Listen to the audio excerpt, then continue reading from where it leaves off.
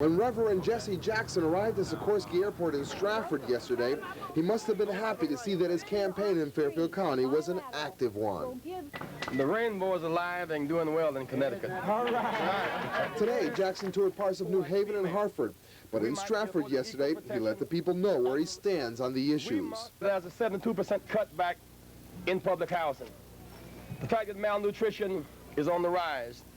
The fact that an Equal Rights Amendment has not yet passed. About his opponents for the Democratic nomination, Gary Hart and Walter Mondale, Jackson called them twins. Not so much because of the way they look, but how each refuses to support a substantial decrease in the defense budget.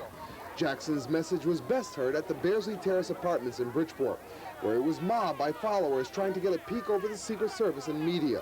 And as expected, Jessie's speech targeted those in low-income housing, who he says are the forgotten people. We must determine that this is a first-class neighborhood because first-class people live here. First-class people live here. And Jessie referred to what some believe is the major thrust of his campaign. Some of us are voting for the first time, and that's winning. We believe we can win, and that's winning. The churches have endorsed us, and that's winning. Later in the day at Sacred Heart University, Jackson's approach was similar. American life is like a quilt. Many patches, many pieces, many colors, many sizes, bound by a common thread. All of us fit somewhere. Everybody is somebody. It was a long day and night for Jackson, who went to Stanford to continue to spread the word at a $15 per person fundraiser at the Marriott Hotel. Reverend Jessie Jackson ended his campaign in Fairfield County in typical style. He brought his message directly to his congregation here at the Faith Tabernacle Baptist Church in Stanford. With the Jackson campaign, I'm Frank Forrest, News 12.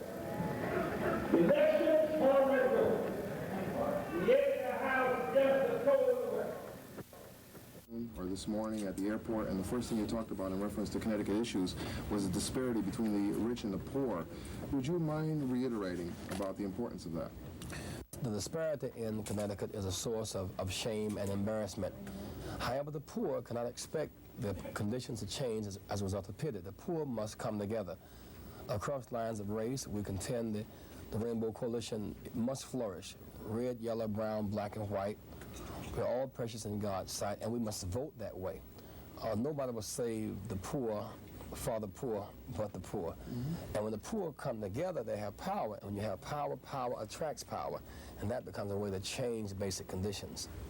How would you finance added services for the poor? Let's be specific. First of all, the poor do not need money to change their conditions. We did not have any money when Rosa Parks refused to go to the back of the bus. She simply had a made-up mind.